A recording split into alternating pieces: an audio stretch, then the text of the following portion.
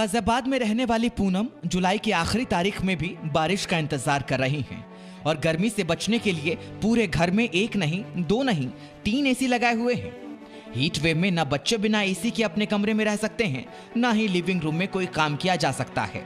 लिहाजा अब एक घर में कम से कम 3-4 एसी का होना आम बात है। ये हाल पूनम की सोसाइटी के हर घर का है।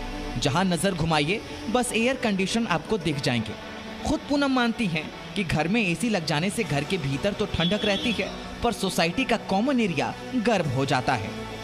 गर्मी इतनी ज्यादा हो गई है कि बिना एसी के बैठना इज वेरी वेरी डिफिकल्ट।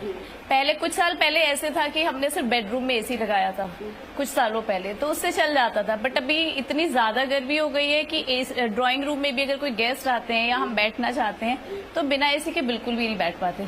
फिर हमें ड्राइंग रूम में भी एसी लगाना पड़ा। ये भी हमें पता है कि एसी चलाने से ग्लोबल वार्मिंग बढ़ ही रहा है, दिस इज हार्मफुल, लेकिन कोई ऑप्शन नहीं है हमारे पास। बिना एसी के बैठना इज वेरी डिफिकल्ट। गर्मी से निपटने के लिए आम लोग एसी यानी एयर कंडीशन का इस्तेमाल करते हैं, जो ग्लोबल वार्मिंग की बड़ी वजह है। iForest की स्टडी में पाया गया है कि रेफ्रिजरेटर के नाम पर एयर कंडीशनर्स में HCFC का उपयोग किया जाता है। ये HFC का नया वर्जन है, जिससे ओजोन परत पर बुरा असर पड़ रहा है।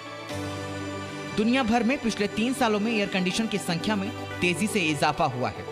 पिछले साल जुलाई में यूनाइटेड नेशंस की रिपोर्ट के मुताबिक एसी ग्लोबल वार्मिंग के पीछे सबसे बड़ी वजह है। क्लाइमेट चेंज की वजह से दुनिया का तापमान बढ़ रहा है।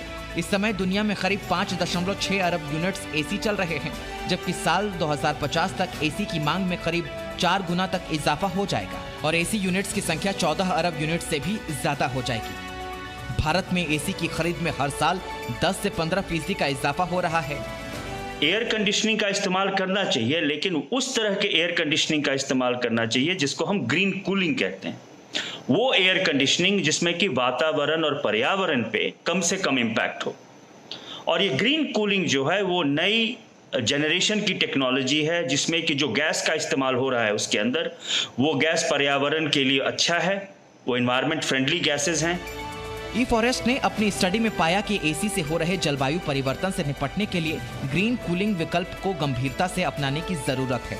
ग्रीन कूलिंग मतलब अभी एसी रेफ्रिजरेशन के लिए इस्तेमाल की जा रही HFC और HCFC गैसों की जगह हाइड्रोकार्बन जैसे प्राकृतिक गैस का इस्तेमाल करना है। भारत को ग्रीन कूलिंग के लिए नॉट इन काइंड तकनीक का इस्तेमाल करना होगा, जैसे evaporative cooling, structural cooling, solar cooling.